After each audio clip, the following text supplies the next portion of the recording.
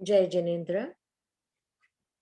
Varthaman education and research institute की तरफ से आप सभी का बहुत बहुत स्वागत है। हमारा श्रावक के 12 व्रत यह विषय जो चालू है उसका आज 10वां क्लास है। परम पूज्य प्रीति सुधा जी महाराज साहब के सुशिष्य स्वाध्याय प्रेमी पूज्य श्री संयम प्रीति जी महाराज साहब जी एवं सौ शकुंतला जी चौड़िया, इनके मुखारविंद से हमने काफी सब्जेक्ट सीख लिए। अभी हम नया सब्जेक्ट सीख रहे हैं, श्रावक के 12 व्रत। और कल हम मृषावाद विरमन व्रत के बारे में मृषावाद विरमन व्रत की हम प्रतिज्ञा लेने वाले हैं। तो कल का क्लास कोई भी मिस नहीं करेगा, क्योंकि आप मिस करते हैं तो वापस आपको ही लिंक भेजनी पड़ती है या फिर आपको ही दिक्कत होती है कि क्लास नहीं मिल रहा है। तो प्लीज प्लीज आप कल का क्लास कोई भी मिस नहीं करेंगे।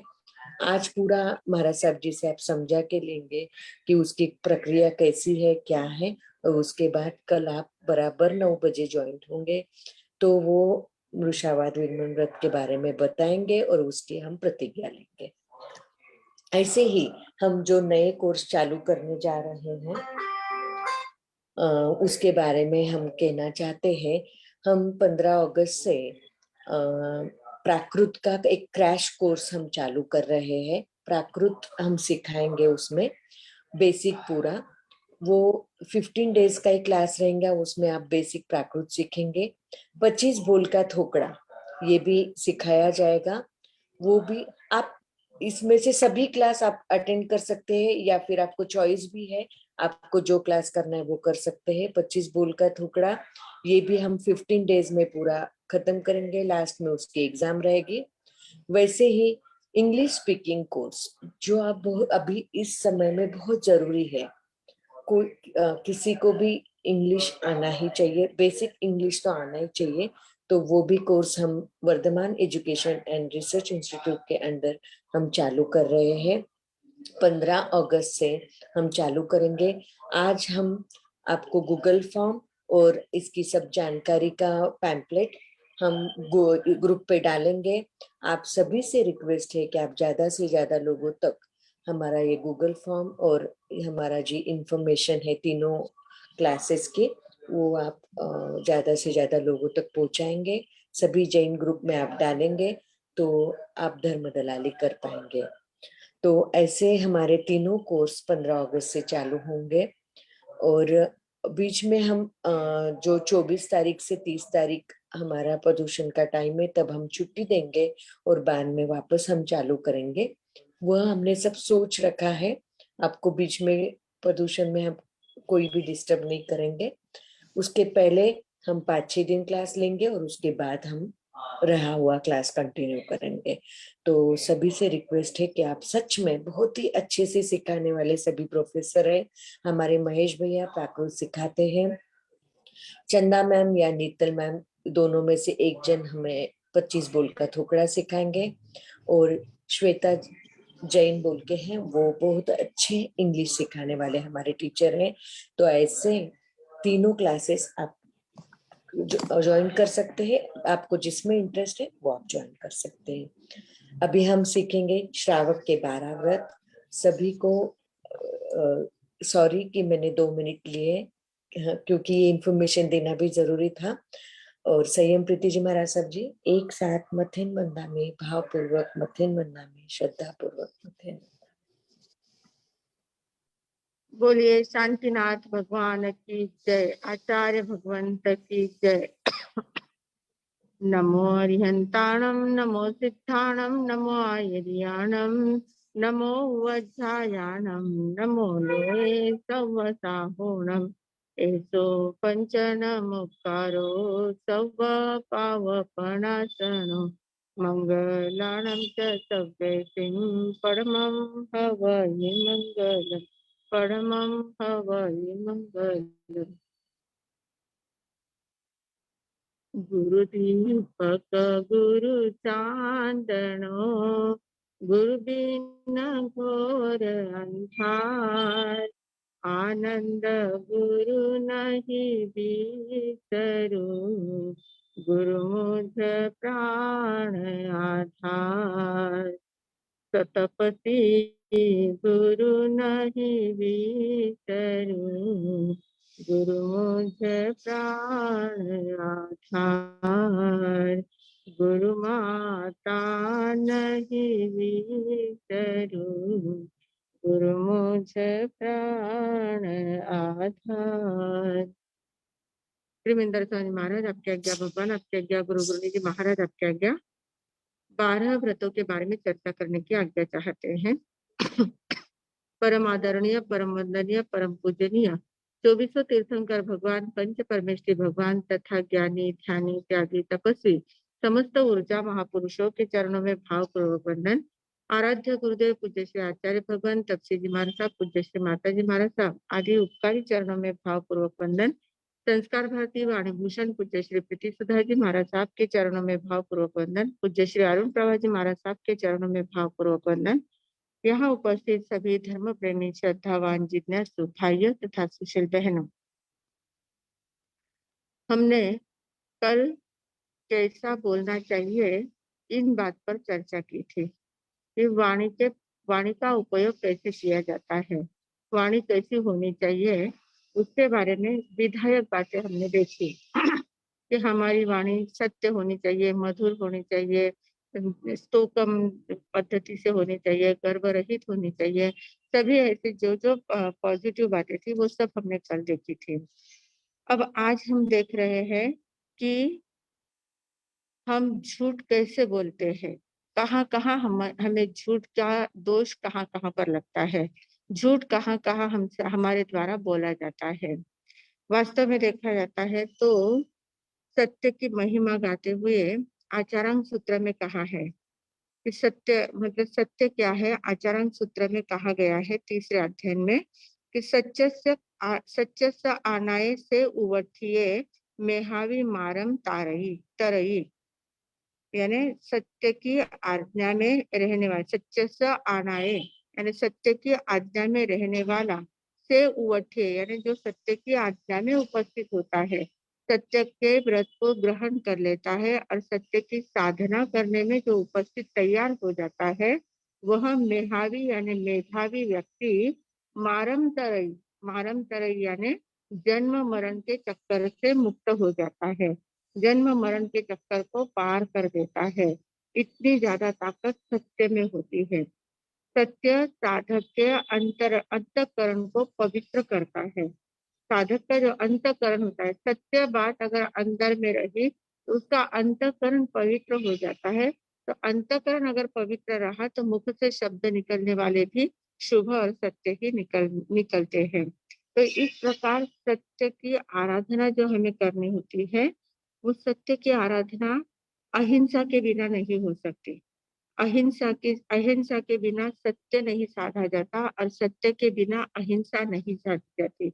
ये दोनों ऐसे हैं, सत्य और अहिंसा, ये दोनों इस प्रकार के तत्व है, दोनों इस प्रकार के व्रत है कि जैसे कोई पक्षी है, पक्षी अगर आकाश में गगन में उड़ान भरना चाहता है तो उसके दोनों पंख व्यवस्थित होने चाहिए, दोनों पंखों में मजबूती हो, दोनों पंख स्वस्थ है उसके, पर जो उसके है वो एकदम स्वस्थ है, तो वो आराम से उड़ सकता है, चाहे जितनी उड़ान वो आकाश में भर सकता है। तो कहते हैं कि आध्यात्मिक जगत में भी साधक जो होता है,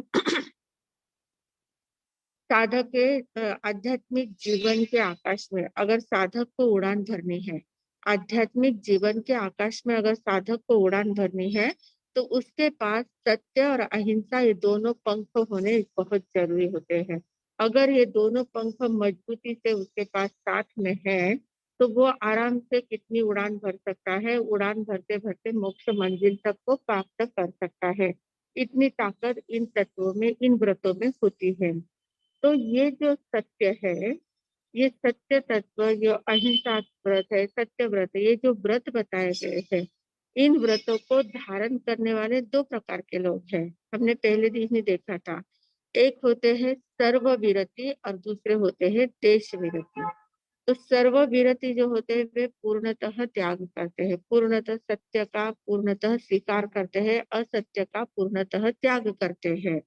मतलब 3 करण 3 योग से उनके पचखान होते हैं, पूरी तरह से सूक्ष्म झूठ भी नहीं बोला जाता, स्थूल झूठ का तो सवाल ही नहीं आता है। सूक्ष्म झूठ बोलने में भी उनकी जागृति रहती है, वो नहीं बोल पाते हैं, जो सर्वविरति होते हैं।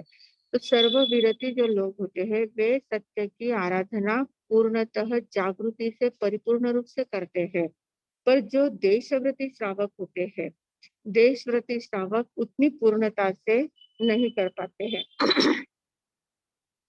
उतनी पूर्णता से उत्कृष्ट साधना नहीं कर पाते हैं, पूरी तरह से सत्य का आचरण नहीं कर पाते हैं, क्योंकि उनको गृहस्थ संबंधी कुछ जिम्मेदारियां संभालनी होती है और उन जिम्मेदारियों का निर्वहन करते हुए सूक्ष्म असत्य बोलना उनके लिए अनिवार्य हो जाता है। बहुत बार ऐसा सूक्ष्म सत्य का पालन करना कठिन हो जाता है, क्योंकि घर में रहते हैं, परिवार में रहते हैं, समाज में रहते हैं, गृहस्थी का पालन करते हैं, तो उसमें छोटी छोटी बातों में थोड़ा सा सूक्ष्म बातों से झूठ उनसे बोला जाता है। झूठ दो प्रकार का होता है, एक सूक्ष्म झूठ होता है, एक स्थूल झूठ होता है। सूक्ष्म झूठ वह होता है कि जिसके कारण से, जो झूठ बोलने से किसी का अहित नहीं होता है, किसी का मन नहीं दुखता है, किसी का जीवन खतरे में नहीं आता है, किसी राजकाज के या शासन से दंड प्राप्त नहीं होता है और लोक व्यवहार में उसको झूठ भी नहीं माना जाता है। ऐसा जो झूठ होता है, झूठ बोलते हैं पर ऐसा झूठ होता है कि जो किसी को कुछ बिगाड़ने वाला नहीं होता है, ऐसा साधारणतः जो झूठ बोला जाता है उसको बोलते हैं सूक्ष्म झूठ। ये सूक्ष्म झूठ मतलब जैसा आटा है, आप हमारी बहनें जो रोटियां बनाती है तो आटे में थोड़ा सा नमक डालती है, थोड़ा सा नमक डालती है तो जिससे उसकी टेस्ट आती है। तो आटे में नमक नमक कितना डालना होता है, बहुत थोड़ा डालना होता है, थोड़ा ज्यादा पड़ गया तो खारी हो जाती है रोटी, तो बराबर नहीं लगती है। तो जैसे आटे में नमक डाला जाता है, वैसे पूरे व्यवहार में, पूरा जीवन में नमक जितना झूठ बोला तो चलता है, गृहस्थी के लिए नमक जितना झूठ बोला तो चलता है। पर हम लोग क्या करते हैं, नमक जितना झूठ नहीं बोलते हैं, आटे जितना झूठ बोलते हैं, नमक जितना ही सत्य बोलते हैं। तो उसके कारण से हमारा जीवन खतरे में आ जाता है, हमारा भी जीवन खतरे में आ जाता है, हम अड़चन में आ जाते हैं, हम परेशानियों झेलनी पड़ती है हमें और हमारे कारण से औरों का अहित होता है, औरों का जीवन भी खतरे में आ सकता है और देश संबंधी शासन संबंधी हमें बहुत सारे दंड भी भुगतने पड़ते हैं। तो बहुत सारे और वापिस समाज में हमारी बदनामी जो होती है वो बात अलग होती है, कोई हमारे ऊपर विश्वास नहीं रख सकता। सबको मालूम है ये व्यक्ति ना इसे विश्वास रखने लायक नहीं है, बात बात में झूठ बोल देता है। बात बात में जो झूठ बोलता है उसके उसके शब्द पर सत्य बात भी वो कहता है तो भी कोई लोग उसके ऊपर विश्वास नहीं रख पाते हैं। तो ऐसा ये झूठ जो होता है व्यक्ति को दगा देने वाला होता है, व्यक्ति की इमेज कम करने वाला होता है, प्रतिष्ठा कम करने वाला होता है और व्यक्ति का हर जगह अपमान कराने वाला ये झूठ होता है। तो ऐसा जो झूठ बोला जाता है वो स्थूल झूठ है, बड़ा झूठ होता है। ये बड़े झूठ में क्या होता है, किसी का अहित होता है, किसी की जिंदगी खतरे में आ जाती है, राज्य शासन द्वारा दंड प्राप्त होता है, लोक में निंदा होती है, लोग उसके ऊपर अविश्वास, दुनिया में उसके प्रति अविश्वास हो जाता है, कोई भी उसको उसके बात पर विश्वास नहीं कर पाता है। इन बातों से बचने के लिए ये जो स्थूल झूठ है, ऐसे झूठ बोलने से बचने के लिए हमारे शास्त्रों में, आवश्यक सूत्र में 12 व्रतों का जो प्रावधान बताया गया है, उसमें दूसरे नंबर का जो व्रत बताया है, स्थूलावो मुसा वायावो वेरमणम, स्थूल मृषावाद से विरत होना, स्थूल मृषावाद से पीछे हटना, परे होना, स्थूल मृषावाद को छोड़ना, ये हमारे शास्त्रों का मतलब शब्द है। तो ये व्रत ग्रहण करने का हमारा संकल्प है कि हम झूठ झूठ तो नहीं, पूरा नहीं छोड़ सकते, पर स्थूल झूठ तो छोड़ सकते हैं। स्थूल झूठ बोलने का हम पचकान ले सकते हैं, स्थूल यानी बड़ा झूठ, बड़ा झूठ जिसके कारण से सबको तकलीफ होती है, ऐसा झूठ बोलने के हम पचकान ले सकते हैं। तो ये जो संकल्प पूर्वक स्वार्थ सिद्धि के लक्ष्य से बोला जाता है, वो झूठ कैसा होता है, वो स्थूल होता है। संकल्प पूर्वक बहुत लोग ऐसे जानबूझकर झूठ बोलते हैं, बराबर अपने स्वार्थ सिद्धि के लिए, अपना कहीं पर लाभ हो रहा है, अपना कहीं पर फायदा हो रहा है, कहीं अपनी इमेज बढ़ रही है ऐसा लग रहा है, तो दूसरे के अपने ऊपर आया हुआ आरोप दूसरे के ऊपर डालकर वहां झूठ बोल देते हैं। तो इस झूठ को स्थूल झूठ कहा जाता है। इसके कारण से हम गोते में आ सकते हैं। तो ऐसा झूठ नहीं बोलना है। तो ये जो झूठ स्थूल झूठ है, स्थूल असत्य बातें जो होती है, वे बहुत प्रकार से बोली जाती है, बहुत प्रकार उसके होते हैं। पर हमारे इस व्रत में 5 बातों में इन सारी बातों को लिया गया है। जैसे असत्य के देश, काल, परिस्थिति, व्यक्ति आदि की अपेक्षाओं से अनेक भेद होते हैं। देश के अपेक्षा से, काल के अपेक्षा से, परिस्थिति की अपेक्षा से, व्यक्तियों की अपेक्षा से अनेक भेद हो सकते हैं। कहाँ-कहाँ हम कैसे-कैसे झूठ बोलते हैं। पर इतनी गिनती न करते हुए सिर्फ 5 बातें बताई है। उन 5 बातों में ये सारी बातें आ जाती है। सभी प्रकार के झूठ उन 5 बातों में आ जाते हैं। तो वे कौन से हैं सभी प्रकार के झूठ? तो वो 5 बातें ये हैं कि पहली सबसे पहली है कन्ना लिए। कन्ना लिए यानी क्या? कन्या के लिए झूठ बोलना। अलिये यानी झूठ। अलिक अलिक शब्द होता है, झूठ के लिए अलिक शब्द उपयोग में आता है। और कन्या यानी कन्या। कन्या के लिए अलिक बोलना, झूठ बोलना। तो कन्या के लिए झूठ बोलना, उसमें इतनी क्या बड़ी बात है? तो कहते हैं कि हमारी भारतीय संस्कृति जो है, हमारी भारतीय संस्कृति में कन्या को बहुत ज्यादा पवित्र माना गया है, क्योंकि कन्या ही संपूर्ण मानव सृष्टि का मूल है। अगर कन्या यानी स्त्री जाति, स्त्री कन्या यह उपलक्षण में है। कन्या में स्त्री आती है, माता आती है, पत्नी आती है, बहन आती है, सभी प्रकार की स्त्री जाति कन्या में आ जाती है। तो ये जो कन्या है वो संपूर्ण मानव सृष्टि का मूल है। और कन्या के बारे में जो व्यक्ति झूठ बोलता है, वह संपूर्ण मातृ जाति का और परंपरा से संपूर्ण मानव जाति का विरोध करता है। मतलब हमें लगता है कि हमने इतना सा झूठ बोला है, पर उतने से झूठ बोलने के पीछे कितना बड़ा अनर्थ हमारे द्वारा होता है। हम संपूर्ण मानव जाति का ही विरोध करते हैं। अगर एक कन्या के लिए भी झूठ बोलते हैं, तो एक कन्या का विषय लेते लेते पूरी मानव जाति उसमें आ सकती है। क्योंकि कन्या के लिए हम झूठ क्यों बोलते हैं? जब उसका शादी का समय आता है, कन्या की शादी करनी है, तो उसके लिए वर ढूंढना होता है। तो उसके लिए हम देखते हैं कि जो अच्छा घर है, अच्छा वर है, वहां पर हमारी बेटी जानी चाहिए। तो उसके लिए जो बातें हमारी बेटी में नहीं होती है, उन बातों को हम बढ़ा चढ़ा कर बता देते हैं। हाँ, हमारी बेटी ऐसी है, वैसी है। सब कुछ बातें जो छोटी बातें हैं उनको बढ़ा चढ़ा कर बता देते हैं। और जो बातें कमियां हैं, बेटी में जो कमियां होती है, उन बातों को ढक देते हैं। उन बातों को ढककर अच्छी बातों को प्रस्तुत करते हैं, और जो नहीं है उन बातों को भी प्रस्तुत कर देते हैं। इस प्रकार सामने वाले को ठगने का काम करते हैं। और जब ऐसी बढ़ा चढ़ा कर बातें करते हैं, बोलने की वाक्पटुता अगर आ जाती है, तो सामने वाला व्यक्ति इम्प्रेस हो जाता है और झट से हाँ कर देता है। अभी तो बहुत जमाना बदल गया है, पर पहले के जमाने में बहुत ज्यादा एक दूसरे को देखने का ऐसा सवाल नहीं होता था। हमारे यहाँ कुछ नाई लोग होते थे, कुछ ऐसे लोग होते थे, विश्वासु लोग होते थे, जो लड़की और लड़कियों की सगाइयाँ कर लेते थे। देखते थे हमारे गांव में इतने अच्छे अच्छे लड़के हैं, हमारे गांव में इतने अच्छी अच्छी लड़कियां हैं, तो वो घूमते रहते थे, जहाँ जाते थे जिसके योग्य जो लगता था वहां पर उसकी बात कराते थे, और बात पक्की करके आ जाते थे। इतनी ज्यादा उनके हाथ में अथॉरिटी रहती थी। तो आजकल का जमाना अलग है, पर फिर भी आज भी बहुत बार ऐसा होता है कि लड़के के बारे में या लड़के के बारे में बहुत झूठी बातें बताई जाती है। इतना ज्यादा हम कितने प्रकार देखते हैं। जब उनकी सगाई होती है तो इतना ज्यादा तामझाम सब बता देते हैं। जो जब वे दोनों मिलते हैं एक दूसरे से तभी भी अपनी जो अंदर की बातें रहती है वो छुपा के रखते हैं, जो अच्छी अच्छी बातें वो एक दूसरे से शेयर करते हैं।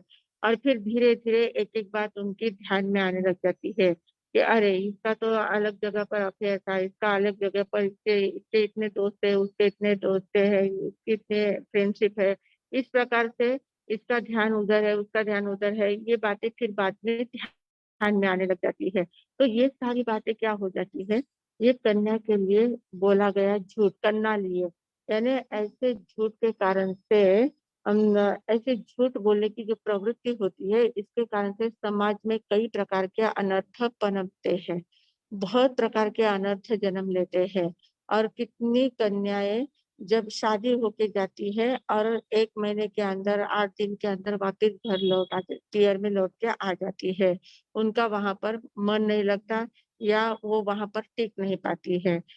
बहुत सारे हर जगह हर स्थान पर लड़के की ही गलती है या ससुराल वाले की ही गलती है ऐसा नहीं होता है। कन्याओं की भी गलतियां होती है और पुरुष वर्ग की भी गलतियां होती है। पर जो बात होती है वो साफ सुथरी सबके सामने रखना आना चाहिए, उसमें झूठ का सहारा नहीं लेना चाहिए। क्योंकि सगाई सबका सबका सगपन का जो बातें होती है वे दो परिवारों का मिलन होता है, सिर्फ दो जीवों का मिलन नहीं होता है, वधू और वर का ही मिलन नहीं होता है, दो खानदानों का मिलन होता है, दो गांवों का मिलन होता है। और बहुत बड़ा प्रतिष्ठित ये माहौल होता है। और उसमें अगर ऐसी कुछ बात हो जाती है तो सभी की निंदा निंदा होती है, नाराजगी होती है, सब जगह पर वो निंदा पात्र हो जाते हैं, तो लोग उनको अच्छा नहीं कहते हैं और उसमें बहुत सारे अनर्थ पनपने लगते हैं, बहुत सारी जिंदगियां बर्बाद हो जाती है।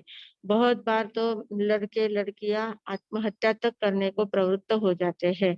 इस प्रकार की बहुत सारी घटनाएं समाज में घटित होती है। तो इसलिए कहा है कि जो दूसरा व्रत स्वीकार करता है उसको सबसे पहले ये बात ध्यान में लेना है कि किसी के भी बारे में कोई भी झूठ नहीं बोलना चाहिए। कोई भी है, हमारा बेटा है, बेटी है, माँ है, बाप है, पुत्र है, घर में जो जो भी लोग है, जो भी कन्या तो एक सिर्फ उपलक्षण से कन्या का नाम लिया गया है, पर कन्या के साथ ही पूरा मानव समाज लिया जाता है। पूरे मानव समाज के लिए कहीं पर भी किसी का भी कोई रिश्ता तय करना है तो उसमें सभी बातों को ध्यान में लेना है। सास कैसी है, बहुत बार क्या हो जाता है, लड़की वहां दे दी है, घर भर बस सब कुछ अच्छा है पर उसकी सास बहुत खराब है, वो सास बहुत झगड़ालू है, वो बहुत तकलीफ देने वाली है, ऐसी कुछ भी गलत फहमियां फैला दी जाती है। उसके कारण से अच्छा कार्य होते होते अटक जाता है। अच्छा स्थान, अच्छा रिश्ता जमने वाला था वो खिसक जाता है, फिसल जाता है। तो इस प्रकार बहुत बार सास के ऊपर बातें कही जाती है, झूठी बातें कही जाती है, ससुर के ऊपर झूठी बातें कही जाती है, ससुर के बारे में कही जाती है, भाई लोगों के बारे में कही जाती है, बहनों के बारे में कही जाती है, बहुत सारे लोगों, जितने परिवार में लोग होते हैं हर एक के बारे में ऐसी कुछ बातें बतलाई जाती है, जिसके कारण से अच्छा रिश्ता बनने वाला था, अच्छी जिंदगियां बनने वाली थी, वे जिंदगियां बिगड़ जाती है, वो रिश्ते बिगड़ जाते हैं। तो इसलिए करना लिए ऐसा झूठ हमारे द्वारा नहीं बोला जाना चाहिए।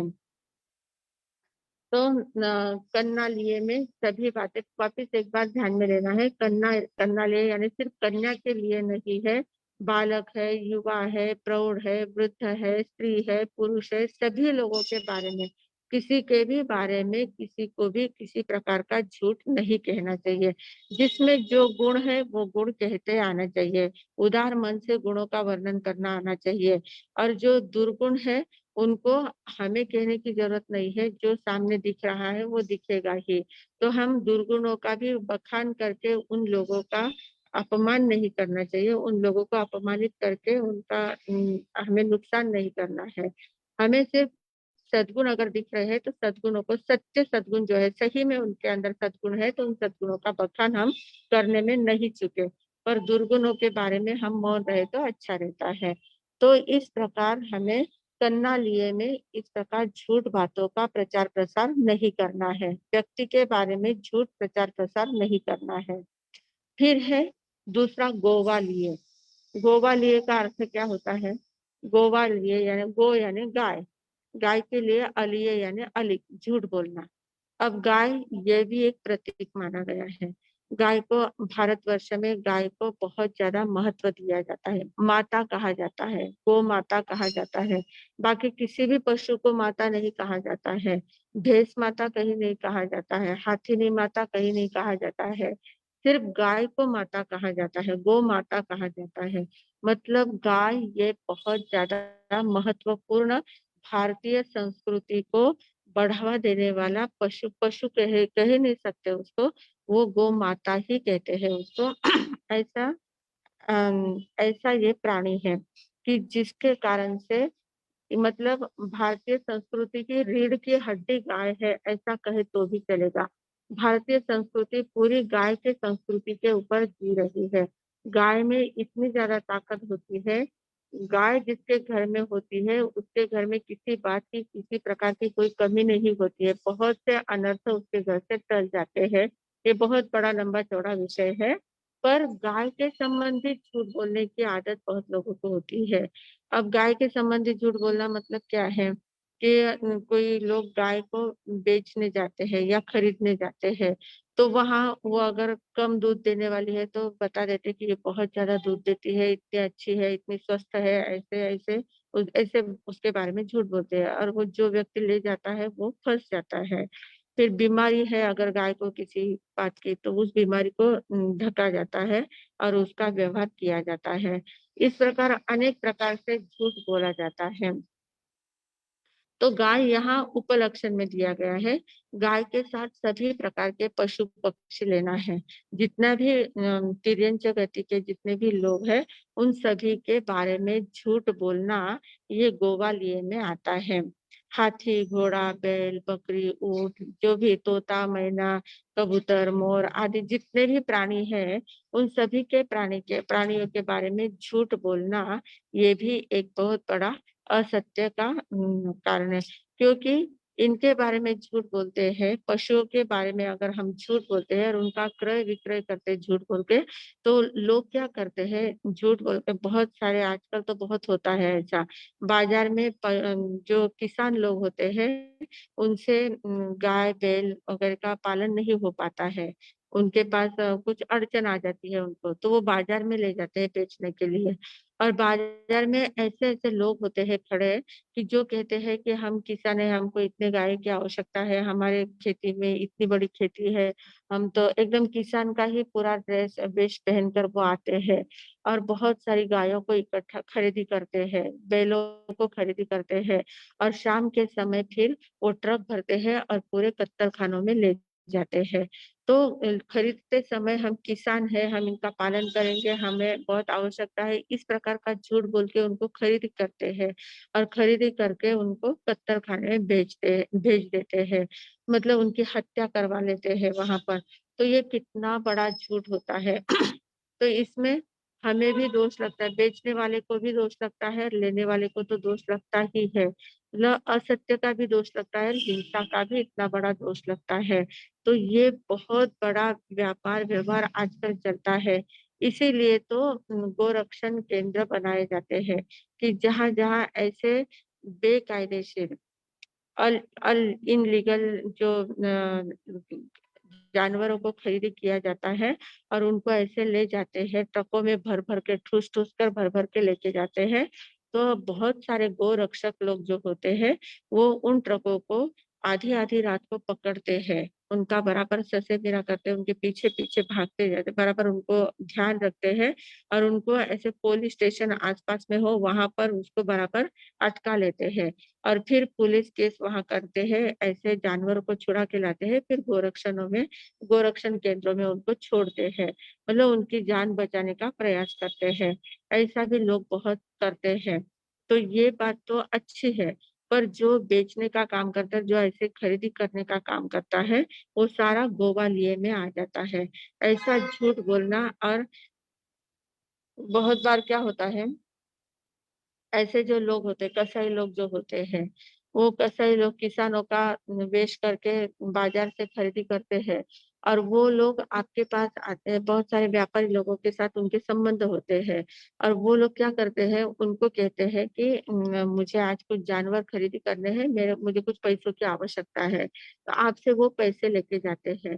आप तो आपका तो व्यापार होता है, व्यवहार होता है, इसलिए आप तो उसको खुले दिल से पैसे दे देते हैं क्योंकि आपको उसके बदले में कुछ मुनाफ़ा होने वाला होता है, आपको उसका ब्याज वग़ैरह मिलने वाला होता है, इसलिए आप लोग तो दे देते हैं और उन पैसों को लेकर वो ऐसे काम करते हैं, ऐसे जानवरों को खरीदी करता है और कत्तलखानों में भेजता है।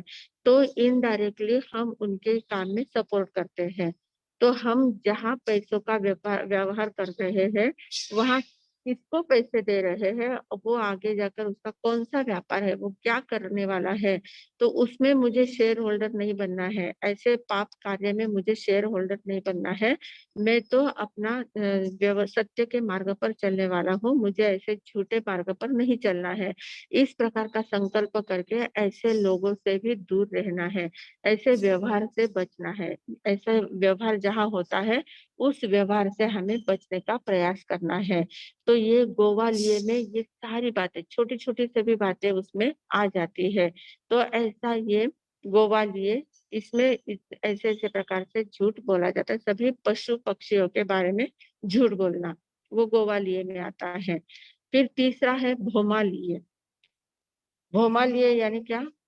भू यानी ज़मीन, भूमि, भूमि के लिए अलिख यानी झूठ बोलना। भूमि जो होती है, भूमि के विषय में झूठ बोलना। भूमि ये मानव समाज के लिए बहुत बड़ा महत्व होता है भूमि का क्योंकि हमारा जीवन भूमि पर ही भूमि ही हमारा आधार है। पशु, पक्षी, पहाड़, वृक्ष सभी का आधार कौन है? भूमि है। मानव का तो है ही पर बाकी सभी जीव सृष्टि का आधार भूमि होती है और ऐसे आधार रूप जो भूमि है, उस भूमि के बारे में हम झूठ बोलते हैं। भूमि के बारे में झूठ बोलते हैं मतलब क्या? सिर्फ ज़मीन का जब क्रय-विक्रय चलता है, ज़मीन जब हमें खरीदी करनी होती है, बहुत आजकल तो कंस्ट्रक्शन का और ये इसी का बहुत ज़्यादा व्यापार चलता है। जिसको पूछो वो देखता है, वो कहता है कि हम इसका प्लॉट का काम करते हैं, हम कंस्ट्रक्शन का काम करते हैं। सभी लोग इसी में ज़्यादा लगे हुए हैं क्योंकि उसमें बहुत ज़्यादा पैसे मिलते हैं। व्यापार अच्छा चलता है, इसलिए सभी लोग उसमें लगते हैं। तो जो भूमि का व्यापार व्यवहार हमारा होता है, उस व्यवहार में हम लोग क्या करते हैं पैसों के लालच से हमारी भूमि बहुत ज़्यादा अच्छी उपजाऊ भूमि है, उसमें बहुत अच्छा पीक निकल सकता है, बहुत अच्छा वो हमें अनाज दे सकती है, ऐसी भूमि है।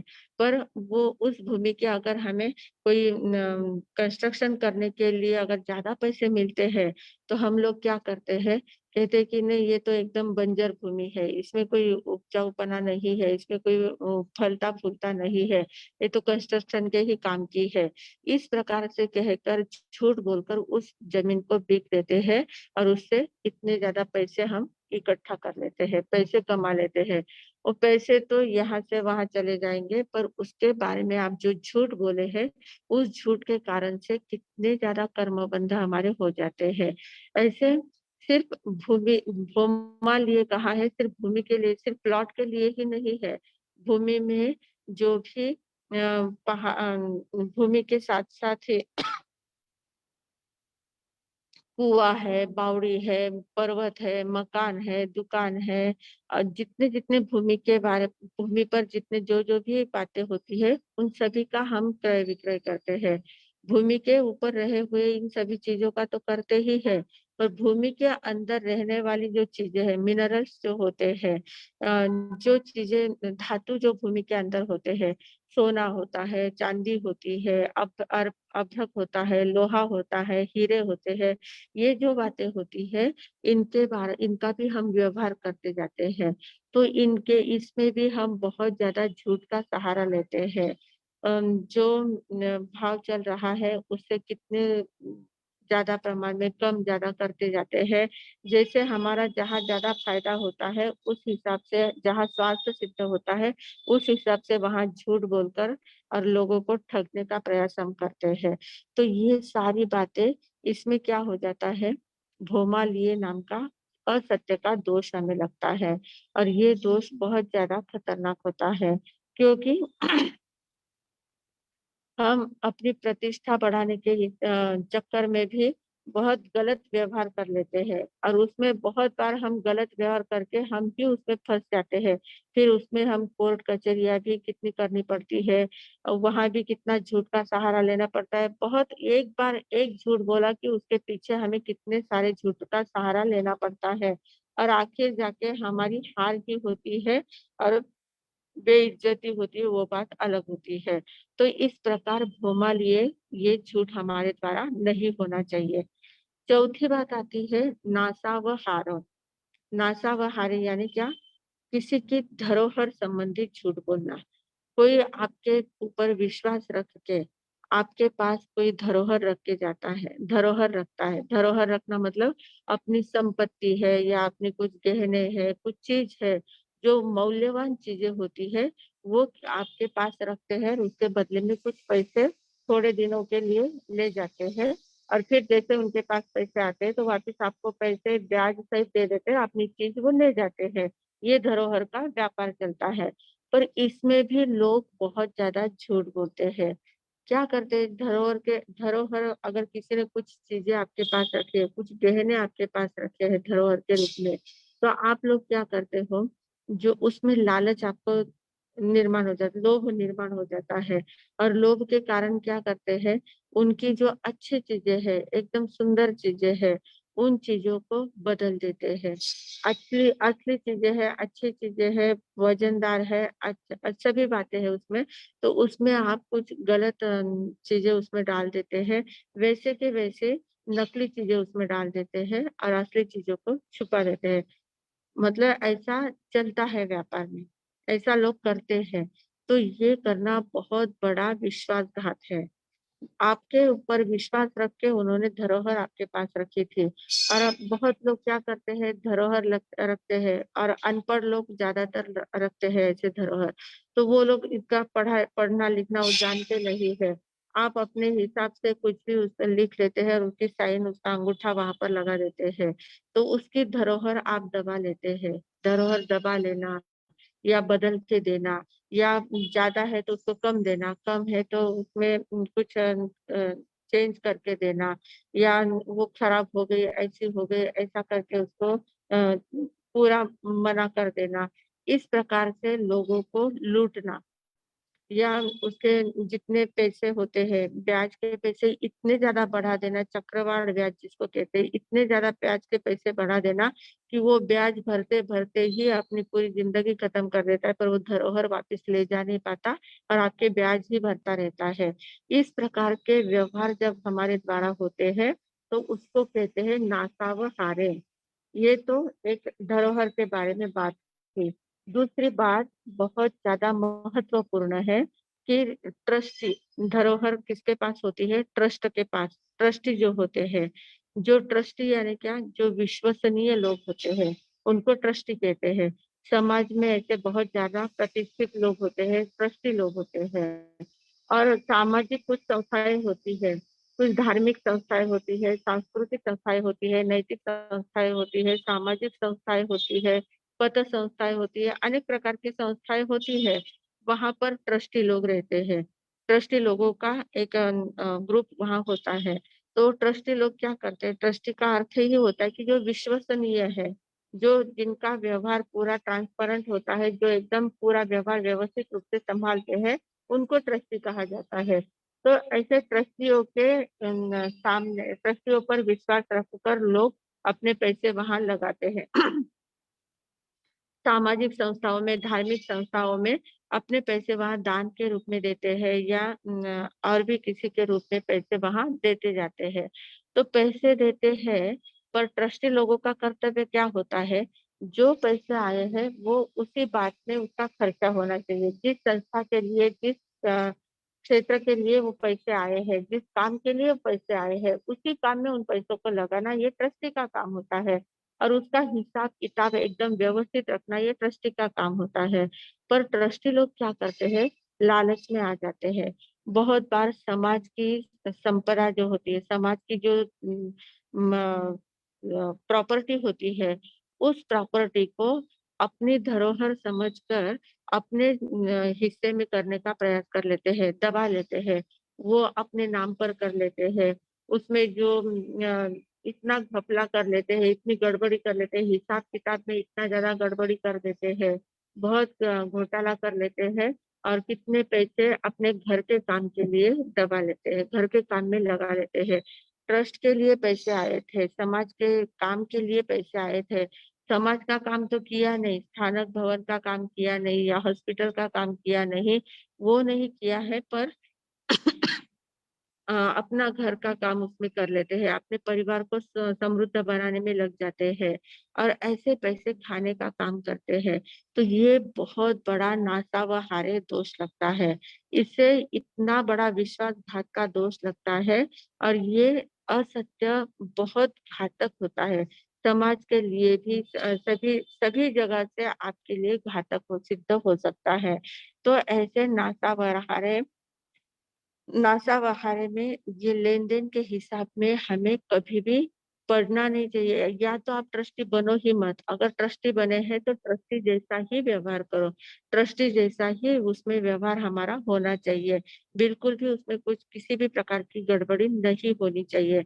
अगर ऐसा जहाँ काम चलता है तो वो बराबर है, पर ट्रस्टी बनकर या जो दूसरे व्रत को स्वीकार करते हैं तो दूसरे व्रत को स्वीकार करने वाले को ये परहेज पूरी तरह से पालना ज़रूरी है कि जहाँ पर भी कहीं पर भी समाज का या समाज का है या धार्मिक क्षेत्र का है या वैद्यकीय क्षेत्र का है, शैक्षणिक क्षेत्र का है, किसी भी क्षेत्र के आप अगर ट्रस्टी बने हैं, तो आप अपनी ओर से वहाँ दान देंगे, पर वहाँ से आप एक पैसे का भी अपने लिए स्वयं के लिए उपयोग नहीं करेंगे। इस प्रकार आपका व्यवहार कर होना बहुत ज़रूरी है। ये नियम पक्का आपको लेना होगा। फिर आगे है कूड़ संखिज्य। कूड़ संखिज्य यानी क्या? झूठी साक्ष्य देना। कूट यानी झूठा, संखिज्य यानी साक्ष्य। झूठी साक्ष्य देना, झूठी गवाही देना। झूठी गवाही देना यानी क्या? बहुत बार क्या हो जाता है, कुछ घटना ऐसी घटित हो जाती है, कोई कोर्ट केसेस वगैरह चलते हैं और वहाँ साक्षी की ज़रूरत होती है। कोई साक्ष्य का अर्थ क्या होता है? अक्षय यानी आँख, जिन्होंने अपने आँखों के सामने जो बात देखी है, वो वैसे के वैसे बयान करना। जो बात आपने सामने देखी है, आप वहाँ खड़े थे, आपके सामने वो घटना घटी है, किसकी गलती है, किसकी बात सही है, ये आपको पता है। और उस बात को आप अगर वहाँ पर जैसी है वैसी बताते हैं, तो आपकी साक्ष्य बराबर है। पर आप किसी दबाव में आकर, किसी प्रलोभन में आकर या किसी स्वार्थवश, किसी भयवश अगर आप वहाँ पर झूठी साक्ष्य देते हैं, जो व्यक्ति निर्दोष है उसको दोषी बताते हैं और जो दोषी है उसको निर्दोष बता देते हैं और आपकी साक्ष्य वहाँ पर महत्वपूर्ण मानी जाती है, तो आप बहुत बड़ा अनर्थ करते हैं। ये बहुत बड़ा झूठ है और इस झूठ के कारण से कितनी जिंदगियां बर्बाद हो सकती है, कितने जीवों का घात हम कर सकते हैं, क्योंकि जो निर्दोष है उसी को सजा मिल जाती है और उसको सजा मिलती है, उसका पूरा परिवार दुखी हो जाता है, पूरे परिवार को सजा भुगतनी पड़ती है। तो ये कितना बड़ा अनर्थ हमारे द्वारा होता है, छोटे से कारण से। हमारी छोटी-सी साक्ष्य की वजह से कितना बड़ा अनर्थ हो सकता है। तो इस बात का हमें पूरा ध्यान रखना है और शास्त्रों में तो कहा है कि ऐसी झूठी गवाह देना महापाप कहलाता है। झूठी साक्षी देना दुर्गति का द्वार खोलने जैसा है। इतना बड़ा पाप होता है, इतना बड़ा ये अनर्थ होता है। स्वयं का भी अनर्थ होता है, स्वयं की भी प्रतिष्ठा चली जाती है उसमें, स्वयं का भी जो आत्मविश्वास होना चाहिए, आत्म तेज होना चाहिए, वो भी चला जाता है और सामने वाले व्यक्ति भी बर्बाद हो जाते हैं। और जिसके लिए हमने साक्ष्य दी थी वो हमारा साथ देगा ही ऐसी कोई जरूरत नहीं होती है, वो भी वापस मुकर सकता है। वो अगर आपको झूठे के लिए तैयार कर सकता है तो दूसरे को भी आपके लिए झूठे के लिए तैयार कर सकता है। वो उल्टा आपके ऊपर उलट भी सकता है। मतलब कहीं के भी आप नहीं रहते, न घर के न घाट के, इस प्रकार से आप अपना काम हो सकता है। तो इसलिए कभी भी कैसा भी प्रसंग आए, झूठ का साथ कभी भी नहीं देना है, सत्य का ही साथ देना है। सत्य की हमेशा जय ही होती है, सत्यमेव जयते नानृतम। सत्य की ही विजय होती है, झूठ की कभी विजय नहीं होती है। इसलिए झूठ का सहारा हमें नहीं लेना है। और ये तो व्यवहार की बात हो गई, पर और झूठ कहाँ बोला जाता है। बहुत बार क्या होता है, हम लोग चर्चा करते, थोड़े बहुत शास्त्रों की बातें सुन लेते हैं, समझ लेते हैं, सीख लेते हैं, और फिर उन शास्त्रों की बातों में फिर क्या होता है, हमारे कुछ मतांतर हो जाते हैं। कुछ बातें हमारे ध्यान में जैसे आती है, वो बात हम प्रस्तुत करने जाते हैं, और वो बात गलत हो जाती है, गलत साबित होती है। हमें पता है कि हमारी कही हुई बात गलत है, पर मेरी बात गलत है, ये हमें स्वीकार नहीं होता है। मैंने ऐसा समझा है, मतलब वो बात सही है, ऐसा हमारा एक प्रकार का अभिग्रहित मिथ्यात्व होता है। तो इस मिथ्यात्व के कारण से हम क्या करते हैं, हम शास्त्रों की बात को भी तोड़ मरोड़ कर कैसे तर्क कुतर्क करके ऐसे प्रस्तुत करते हैं कि मेरी ही बात कैसे सत्य है। तो जहाँ अपनी बात झूठ है, उस झूठ बात को सत्य साबित करने के लिए शास्त्र का आधार लेते हैं, शास्त्रों के शब्दों का आधार लेते हैं, उन शब्दों का अपने अपने बुद्धि के अनुसार अर्थ लगाकर कुछ भी उल्टा सुल्टा तोड़ मरोड़ कर तर्क कुतर्क करके अर्थ लगा के अपनी बात सिद्ध करने में हम लग जाते हैं। और मेरी बात कैसी सच सही है, इस बात के ऊपर हम अपने दृढ़ रहते हैं और उस बात को सिद्ध करने के लिए झूठ का सहारा लेते हैं। ये तो बहुत बड़ा, मतलब भगवान के विरुद्ध जाने का ये काम है। भगवान ने जो सिद्धांत बताए हुए हैं, तीर्थंकर परमात्मा ने जो सिद्धांत बताए हुए हैं, उन सिद्धांतों के विरुद्ध में ही हम अगर बात करने लग जाते हैं, तो फिर हम कहाँ के रहेंगे। तो ये बहुत बड़ा झूठ होता है। इस प्रकार के झूठ हमारे द्वारा बहुत बोले जाते हैं। तो ये 5 बातें बताई है, कन्ना लिए, गोवा लिए, भोमा लिए, नासा व हारे, कुड़ संखिज्जे। ये जो 5 बातें हैं, इन पांचों बातों में हमारी पूरी जिंदगी का सभी व्यवहार इसमें आ जाते हैं। और उस व्यवहार में हमें जागरूक रहना है, झूठ का सहारा कहीं पर भी नहीं लेना है। इतना बड़ा झूठ नहीं बोलना है कि जिसके कारण से सामने वाले की जिंदगी खतरे में पड़ जाए, जिसके कारण से हमारी बेइज्जती हो, हमारे हमारे ऊपर कोई विश्वास ना रख सके। इस प्रकार का हमारा व्यवहार नहीं होना चाहिए, इस प्रकार से झूठ से हमें बचना चाहिए। तो जब हम इस प्रकार के झूठ से बच जाते हैं, ऐसा अगर हम संकल्प लेते हैं, तो हमारी भूमिका सत्य व्रत ग्रहण करने के लिए तैयार हो सकती है। आज रात को सभी को चिंतन करना है, कल पूरे दिन भर भी चिंतन करना है कि मेरे द्वारा कहाँ कहाँ इस प्रकार के झूठ बोले जाते हैं, तो उन झूठ को मैं कैसे टाल सकता हूँ, कैसे मैं सत्य का ही सहारा ले सकता हूँ, मेरे जीवन को कैसे मैं साधना में जीवन में लगा सकता हूँ। ऊंचे आत्म साधना में अगर उड़ान भरनी है, आध्यात्मिक क्षेत्र में मैं कैसे उड़ान भर सकता हूँ, कैसे मैं सत्य और अहिंसा व्रत को दोनों पंख साथ में लगाकर उड़ान भरने में सक्षम बन सकता हूँ। इस प्रकार का चिंतन करके हमें तैयार होना है। कल हम बराबर 9 बजे अपना अगला सेशन शुरू करेंगे। उसमें कल हम दूसरे व्रत को धारण करने वाले हैं। पहले व्रत में बहुत सारे लोगों ने बहुत श्रद्धा के साथ, विश्वास के साथ और आस्था के साथ, उमंग के साथ, उत्साह के साथ ग्रहण किया है। तो उन सभी वैसे ही दूसरा व्रत भी हमें उतने ही उत्साह के साथ, श्रद्धा के साथ स्वीकार करना है, क्योंकि ये व्रत हम इतने आसानी से उसका उन नियमों का पालन कर सकते हैं। जहाँ ये इतने बड़े बड़े झूठ हमारे द्वारा नहीं बोले जाते हैं। अगर कहीं थोड़े बहुत बोले जाते हैं तो वहां हम संभल सकते हैं, जागरूक हो सकते हैं और उससे बच सकते हैं। तो जब हम संकल्प करेंगे कि नहीं, मैं इस प्रकार का झूठ नहीं बोलूंगा, इस प्रकार के असत्य का सेवन मेरे द्वारा नहीं होगा, ऐसा जब हम संकल्प करेंगे तो ये संकल्प, हमारा संकल्प, हमारी शक्ति तो उसमें काम में आती है। जो संकल्प लेता है वो तो अपनी शक्ति लगाता ही है, पर जो अरिहंत सिद्ध परमात्मा की साक्षी से, गुरु की साक्षी से जब हम संकल्प करते हैं तो उनकी भी शक्ति हमें सहयोग देती है, उनकी भी ऊर्जा हमें सहयोग देती है हमारे व्रतों को पालन करने में। तो सभी लोग कल तैयार होके आ जाइए और व्रत, हम दूसरे व्रत की धारणा कल करेंगे, संकल्प कल करेंगे और दूसरे व्रत में प्रवेश करने का प्रयास करेंगे। सभी लोग एकदम अच्छे से उत्साह के साथ दूसरे व्रत को धारण करने के लिए तैयार होके आएंगे ही। इसी विश्वास के साथ मैं विराम लेती हूँ। ओम शांति। तब्येत बरोबर नाही का मला असं वाटतं? सभी महाराज सबको अत्यंत भावपूर्वक वंदन, नमस्कार। सभी जिज्ञासु साधकों को भावपूर्वक नमस्कार। आवाज आएगी ना?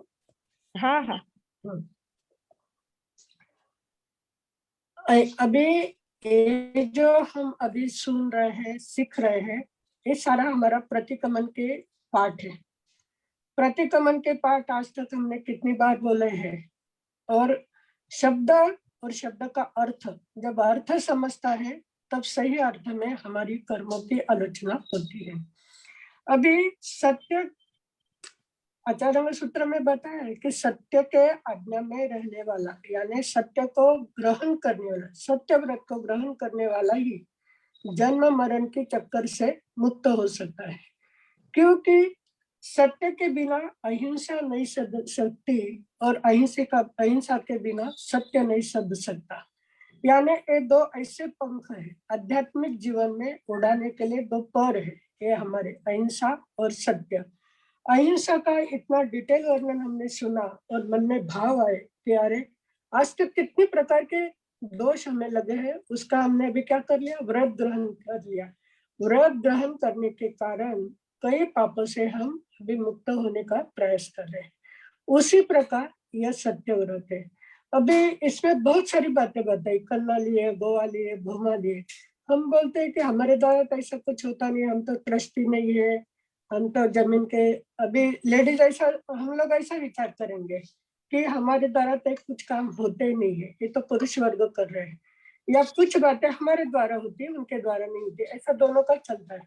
लेकिन इस जीव सृष्टि में अभी जब मनुष्य जन्म में हम है तो प्रतिक्रमण खाली एक वर्ग के लिए नहीं बताया, क्योंकि आम जनता के लिए बताया है कि शेतकरी, सारे प्रकार के जो लोग है, व्यापारी है, किसान है या बिल्डर वगैरह जो कुछ है, सोनारे लोहारे, सभी इसमें आ गए। उसी प्रकार हम लोग भी आ गए। अभी हम स्वयं नहीं करते हैं, लेकिन जिसकी आमदनी है उसके ऊपर हमारा जीवन चल रहा है, तो उसमें भी हमारा क्या होता है, सहभाग तो हो ही गया, क्योंकि जो पैसे आ रहे हैं उससे हमारा सारा कुछ चल रहा है। तो जो किस तरह से ये पैसे कमाए जाते हैं, हम स्वयं भी नहीं करते हैं, लेकिन करने वाले, अगर पूरा घर है, घर में जो कर्ता व्यक्ति हम बोलते हैं कि जो वो कर रहे हैं और उनके द्वारा हमारे घर में आ रहा है और उसका हम उपभोग ले रहे हैं, तो डायरेक्ट इनडायरेक्ट सभी पापों के भागीदार हम होते हैं। अभी जैसे किसानों के बारे में सोचा है, जमींदारों के बारे में सोचा है, किसी के धरोहर के बारे में, ये जो 5 बातें हैं, 5 बातें सभी के जीवन में घटती है और प्रत्यक्ष हमारे द्वारा नहीं हो रही है, लेकिन हमारी कहीं ना कहीं अनुमोदना हो जाती है। तो इसलिए ये जब व्रत का हमने इतना डिटेल सुना है कि आजकल जो भी कुछ हो रहा है, कन्या के बारे में बताया, और कन्या का इतना अच्छा रूप बताया कि कन्या सिर्फ कन्या नहीं होती है, माता है, बहन है, पत्नी है, कितने सारे रूप है, और किसी रूप में किसी प्रकार के हमारे द्वारा कुछ भी गलत बातें हो सकती है। तो कन्या लिए है, भूमा लिए के लिए है कि जो जमीन के लिए बताया, अभी गोवा लिए कि गौ माता के लिए बताया, सभी लोग तो हम गो पालन नहीं कर सकते हैं, लेकिन गौ का दूध तो हम सब पीते हैं रोज। गौ की कई चीजें का हमारे द्वारा उपयोग होता है। अगर हम कोई भी एक वस्तु का भी उपयोग कर लेते हैं तो गौ माता का जो जो चल रहा है उसके भागीदार हम बनते हैं। इसलिए जब पचकान लेने हैं हमें, तो हम यही सोच कर करना नहीं है, करवाना नहीं है, करने वालों को अनुमोदना हमारे द्वारा हो जाती है, क्योंकि हमारा 2 कर्म 3 योग से ही होता है, क्योंकि बिना सोचे समझे अनुमोदना हमारी हर जगह हो जाती है। उस अनुमोदना में भी इसलिए तो प्रतिक्रमण कहते हैं, अनुमोदना तो दे दी, बिना सोचे समझे अनुमोदना दे दी, लेकिन प्रतिक्रमण जब करते हैं तो ये जो कहते हैं हमारे द्वारा सारा पाप कर्म जो हुआ है उसकी आलोचना, क्योंकि उसमें हम इन्वॉल्व नहीं है, बोलना इसलिए बोल देते हैं। तो ऐसा जैसे कपड़े पर लगी हुई धूल झटक देते हैं तो पाप कर्म हमारे निकल जाते हैं, लेकिन चिकनाहट पर अगर हमारे चिकने कर्म जब बनते हैं तो हमें क्या करना पड़ता है, भोगना पड़ता है। कि जैसे एक तेल की बूंद पर अगर कोई धूल आ गई तो वो चिपट जाती है, उसको तो धोना ही पड़ता है। उसी प्रकार ये सारा प्रतिक्रमण यानी क्या, किए हुए पापों की आलोचना करनी है हमें। और प्रतिक्रमण सिर्फ हमारे लिए ऐसा, हम ये बातें हमारे द्वारा नहीं होती ऐसा आप सोचना ही नहीं, क्योंकि कहीं ना कहीं प्रकार से उसमें हमारी अनुमोदना, हमारा उसमें पार्ट होता ही है। तो इसलिए तो भगवान ने इतने शब्द दिए, कन्ना लिए, गोवा लिए, भोवा लिए, नासावाहर, कुड़सन कीजिए। अभी प्रतिक्रमण में तो रोज बोलते हैं, ऐसा लगता है चलो कि ये पापों की आलोचना हो गई, लेकिन किसकी आलोचना की ये अभी तक हमने नहीं समझा था। जब इतना सूक्ष्म विवेचन चल रहा है तो हमें सोचना है कि कहीं पर कैसे कैसे हमारे द्वारा कर्मों का बंधन हो चुका है, हो रहा है। उस कर्मों के बंधन से छूटने का हमें क्या करना है, प्रयास करना है। और इतना सुनने के बाद जब हम चिंतन करेंगे, चिंतन मनन होगा, तभी सही अर्थ में उस व्रत को हम ग्रहण कर सकते हैं। तो कल सभी ने जैसे अहिंसा व्रत को हमने स्वीकार किया है, उसी प्रकार अगर सत्य व्रत को भी हम ग्रहण कर लेंगे तो निश्चय में हमारे 2 पर हमारे पास ये आ गए, सक्षम पर हमारे पास आ गए, अहिंसा और सत्य। और निश्चय में हम आध्यात्मिक जीवन में उड़ान भर सकते हैं इस मार्ग के द्वारा। तो सभी ने कल आज दिन तक जो भी हमारे द्वारा ऐसी कुछ इरादा हुई हुई अज्ञानी अवस्था में, प्रमादी अवस्था में ऐसे कर्म हमारे द्वारा बंधे गए हुए, ये लोग तो भाग्यशाली है, इतनी छोटी उम्र में सही मार्ग इन्होंने चुन लिया। वो तो सर्ववीरति बनकर चले गए। हम लोग देशवीरति है, लेकिन देशवीरति में भी कितने प्रकार के पापों का हमारे द्वारा अर्जन हो रहा है, उसको उस पापों का क्षय करने के लिए व्रतों का ग्रहण करना महत्वपूर्ण है। और जानकर करेंगे तो व्रत महत्वपूर्ण है। तो कल सभी बड़े उत्साह उमंग के साथ जैसे अहिंसा व्रत को ग्रहण किया है, वैसे ही सत्य व्रत को ग्रहण करके अपने अगली गति सुधारने का हम प्रयास करेंगे। इसी मंगल भावना के साथ मैं विराम लेती हूँ।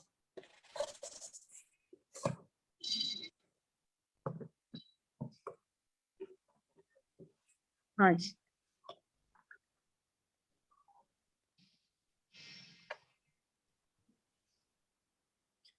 अगर मैंने प्रॉमिस लिया नहीं तो उसके लिए सॉरी बोलना चाहिए क्या? ऐसे क्वेश्चन है। क्या? अगर मैंने प्रॉमिस लिया नहीं तो उसके लिए सॉरी बोलना चाहिए क्या? प्रॉमिस लिया नहीं मतलब? शायद उन्होंने प्रतिज्ञा ली नहीं, ऐसा रहेगा। व्रत ग्रहण नहीं किया इसका अर्थ।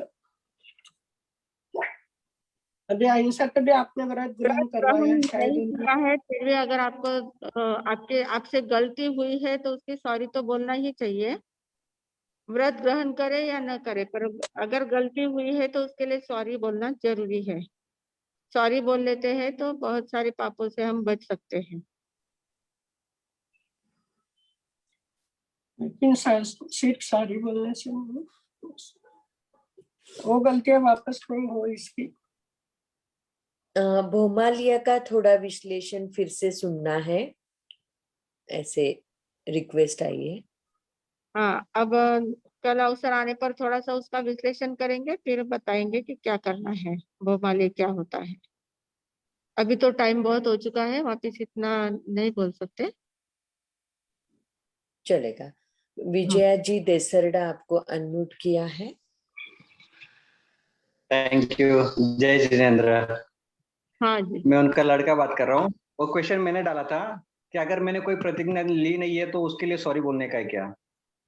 ये एक्चुअली प्रतिज्ञा अगर ली नहीं है पर आपसे, आपके द्वारा अगर कोई गलती हुई है तो सॉरी बोलना ही चाहिए ना, गलती हुई है तो उसमें गलती हुई है तो प्रतिज्ञा लेने के बाद तो सॉरी बोलना ही पड़ता है, अगर थोड़ी बहुत कुछ गलतियां हो जाती है तो। पर प्रतिज्ञा भले ही नहीं ली है पर फिर गलती हुई है, हमें ध्यान में आया कि मेरे द्वारा ये गलती हुई है, तो उसके बारे में सॉरी तो बोलना ही चाहिए। ओके। मेरा प्रश्न एक्चुअली ये था कि प्रतिक्रमण जब हम करते हैं तो उसमें 12 हाँ व्रत का ही प्रतिक्रमण है, लेकिन हाँ मैंने 12 व्रत धारण ही नहीं किए हैं, हाँ, बराबर है। तो भी मैं प्रतिक्रमण कर रहा हूँ, तो उसमें वो कुछ थोड़ा ये मतलब डाउट था कि उसमें क्या होता वो है, कैसे हाँ करें। बराबर है, आपका सवाल बराबर है। अब बहुत लोग यही करते हैं, हम लोग सभी यही करते हैं, मतलब जो भी जिन्होंने व्रत धारण नहीं किए हैं, वो सब प्रतिक्रमण तो करते ही है। पर्यूषण में तो अवश्य करते हैं, संवत्सरी का प्रतिक्रमण कंपल्सरी करते हैं। तो उसमें बात ऐसी होती है कि भले ही हमने व्रत ग्रहण नहीं किए हैं, पर जब हम प्रतिक्रमण करते हैं, प्रतिक्रमण में वो जो सभी पाठ बोलते जाते हैं, अगर उसका अर्थ हमारे ध्यान में आता है तो हमारे भाव वहां पर जागृत होते हैं कि हाँ ये बातें मेरे द्वारा नहीं, मुझे नहीं करनी चाहिए थी पर मेरे द्वारा हो रही है, मुझे इन बातों का ग्रहण करना चाहिए, इन बातों के पचकान मुझे लेने चाहिए, ऐसे भाव हमारे मन में आ सकते हैं। तो उस समय प्रतिक्रमण करना आवश्यक है, क्योंकि पाप क्रिया तो हमारे द्वारा होती ही है, तो जानते अजानते जो भी दोष लगे हैं उनका मैं अभी प्रतिक्रमण कर रहा हूँ, उनसे मैं निवृत्त होने का प्रयास कर रहा हूँ, मिच्छामि दुक्कडम दे रहा हूँ, पर आगे नहीं करने का संकल्प भी मैं कर रहा हूँ। इस प्रकार की भावना वहां जागृत होती है और बहुत लोग प्रतिक्रमण करते करते व्रत ग्रहण करने की भावना से प्रेरित हो जाते हैं।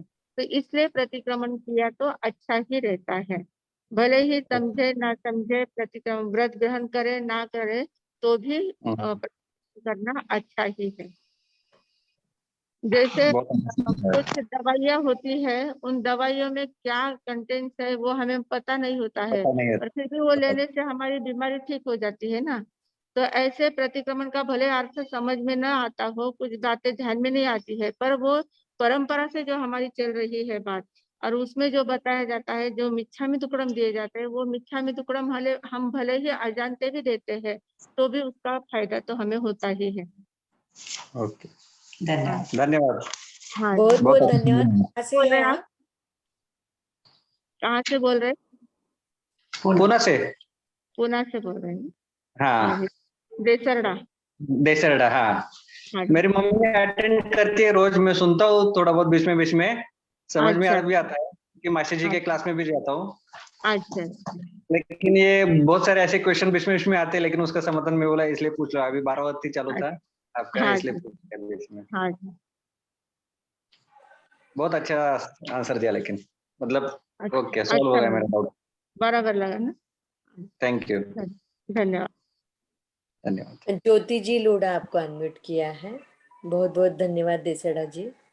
मथेन वंदामी मारे साथ। हाँ जी। जो शकुंतला आंटी ने अभी जो बोला उस पर एक क्वेश्चन है कि अपन मिल्क यूज करते हैं, मिल्क प्रोडक्ट्स भी यूज करते हैं और अपने फैमिली को भी वो भी यूज करते हैं, तो उसके पीछे भी बहुत सारा झूठ रहता है। लाइक काफ को मिल्क नहीं देते या फिर काऊ को इंजेक्शंस देके ज्यादा मिल्क प्रोड्यूस करते हैं, तो उसके दोष से बचने के लिए क्या कर सकते हैं? उसके दोष से बचने के लिए हमें उसका उपयोग कम करना चाहिए। अगर हमारी समझ में आता है तो बहुत सारे लोग होते हैं, जैसे अब वो मेनका गांधी जो है ना, तो वो दूध कभी लेती ही नहीं है, दूध का बहुत विरोध करती है। वो बोलती है अगर आप शाकाहारी है तो आप दूध पी ही नहीं सकते, गाय का हो या किसी भी भैंस का हो, किसी का भी हो। तो ऐसे जो लोग ऐसा मानते हैं कि इसमें दोष लगता है आपने को, तो उन बातों से हमें दूर रहना चाहिए, छोड़ देना चाहिए। पर मतलब बहुत बातें क्या है व्यवहार के लिए हमें करनी पड़ती है, कुछ कुछ बातें सब नहीं छोड़ पाते हैं तो उनका उपयोग कर भी सकते हैं, पर उसको दोष तो दोष ही होता है, उसमें जो दोष लगता है वो दोष तो दोष ही होता है। मर्यादा कर लो कितना यूज हाँ। कर। कर सकते हैं। हाँ जी। बहुत बहुत धन्यवाद ज्योति जी। प्रेरणा जी गोड़ा, आपको अनम्यूट किया है।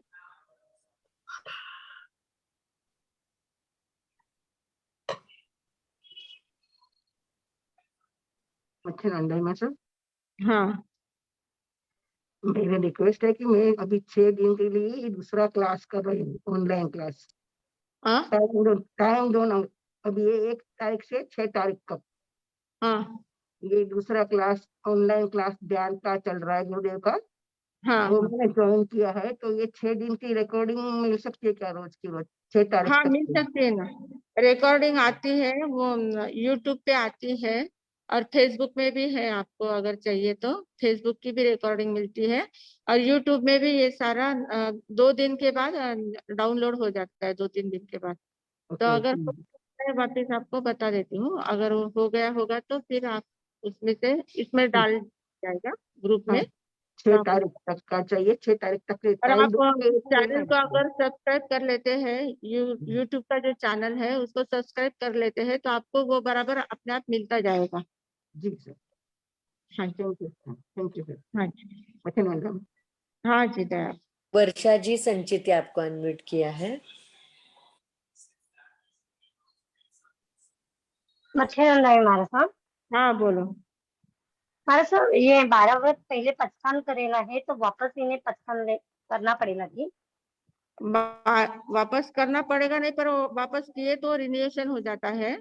उस समय हमने इतने सोच समझ कर नहीं किया होगा, अभी हमारे ध्यान में अगर बातें ज्यादा आ रही है तो किया तो अच्छा ही है, सोच समझ कर अगर कर लेते हैं तो उसमें और ज्यादा रिन्यूएशन हो सकता है, तो किया तो चले। तो पचकान लिया तो चाले ना वापस? हाँ हाँ ठीक है, मतलब बहुत अच्छे से समझ में आएगा। हाँ। अच्छा जी। हाँ चलेगा। हम पचकान है अभी। पचकान और मंगल पाठ। हाँ हाँ पहले नवकाशी पोर्शी के पचकान करवा देते हैं। ओम शांति शांति शांति। उगय सूर्य नवकाशी पोर्शी 1.5 पोर्शी 2 पोर्शी आपापल्या धारणाप्रमाणे उपेक्षित पचकान 10 घंटे पडिक्कम में निंदे करी है वो सिरे वो सिरे वो सिरे। किसी का ब्यास ना है। ओम शांति शांति शांति। उगय सूर्य ब्यासनारा दोटक उपरांत दिवसना 3 रातना 24 पचकान अनर्थना भोगनम सहसा गारणम सह समाधि वत्तिया गारणम ओसिरे ओसिरे ओसिरे। व्यासना करने वालों को धन्यवाद। एकासना के पचकान है।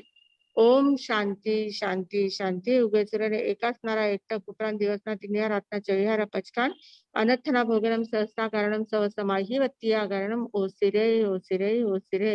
हमारी शशिकला बहन का एकल थाना है। ओम शांति शांति शांति। उगय सूर्य एकल ठाणारा एकटक उपरांत दिवसना 24 रातना 24 पचकान अनर्थना भोगनम सहसा गारणम सव समाही वत्तिया गारणम ओसिरे ओसिरे ओसिरे। एकल ठाना करने वालों को धन्यवाद। सभी तपश्चर्या करने वालों को धन्यवाद। किसी का उपवास है क्या? उपवास शायद नहीं है कोई। हाँ जी। मंगल पाठ। ओम शांति शांति शांति। गुरुदेव की आज्ञा से गुरुदेव की आज्ञा से चत्तारी मंगलम अहिंता मंगलम सिद्धा मंगलम साहु मंगलम केवली पन्नतो धम्म मंगलम। चत्तारी लघुत्तमा अरिहंता लघुत्तमा सिद्धा लघुत्तमा साहु लघुत्तमा केवली पन्नतो धम्मो लघुत्तमो। चत्तारी शरणम पवज्जामि अरिहंते शरणम पवज्जामि सिद्धे शरणम पवज्जामि साहु शरणम पवज्जामि पन्नतम धम्मम शरणम पवज्जामि। 4 मंगल 4 उत्तम 4 शरणा दुख हरणा सुख करना वरण शरणा कोय जो भवित प्राणी आदरे तो अक्षय अमर पद होय। बोले भगवान महावीर स्वामी की जय। आचार्य भगवंत की जय। पूज्य श्री माता जी महाराज साहब की जय। संस्कार भारती वाणी भूषण पूज्य श्री प्रीति सुधा जी महाराज साहब की जय। सब साधु संतन की जय। आज के आनंद की जय। सत्य व्रत को धारण करने की प्रेरणा देने वाले परम पूज्य संयम प्रीति जी महाराज साहब जी को बहुत बहुत धन्यवाद। आभार आभार आभार। सभी को रिक्वेस्ट है कि सब जन बराबर कल रात 9 बजे ज्वाइंट होंगे और हम सत्य व्रत को धारण करेंगे। और आप में किसी को भी ज्यादा से ज्यादा लोगों को अगर जोड़ना है, क्योंकि पहला व्रत हमारा है, यूट्यूब पे भी है और उपवास के 55 फेसबुक पे भी है, पर सत्य व्रत के 55 लेने हैं तो मृषावाद विरमण व्रत के हमें दूसरा व्रत जो है उसके 55 हम लेंगे। तो उसके लिए ज्यादा से ज्यादा लोगों तक आप यह प्रचार करेंगे तो आगे के पूरे 12 व्रत वो ले पाएंगे। तो सभी जन धर्म दलाली करना है। और उपवास हमने के 55 है, हाँ, सुषमा और उपास के सरोज। उपास के 55 देते हैं। ओम शांति शांति शांति। गुरुदेव की आज्ञा से, माता जी महाराज साहब की आज्ञा से, शासन की शक्ति से, सबकी सद्भावना से, सद्गुरुनाथ की कृपा से उग्र सूर्य उपवासम पचख्य दिवसना तिनिहा रत्न चौहारा पचकान अनर्थना भोगनम सहसा कारणम सव समाही वत्तिया कारणम ओसिरे ओसिरे ओसिरे। उपवास करने वालों को धन्यवाद। सुषमा और व्यास सरोज जी नारायण मनोज दोनों का रहता है। हाँ जी। व्यासना है किसी का। ओम शांति शांति। उभयसुरे व्यासनारा दोटक उपरांत दिवसना तिन्या रातना चौहारा पचकान अनर्थना भोगनम सहस्रागरणम सव समाही वत्यागरणम ओसिरे ओसिरे ओसिरे। हाँ जी। हमने गूगल फॉर्म और वो तीनों कोर्स के बारे में भेज दिया है, आप वो भर सकते हैं। और कल बराबर रात 9 बजे मिलेंगे। सभी को शुभ रात्रि।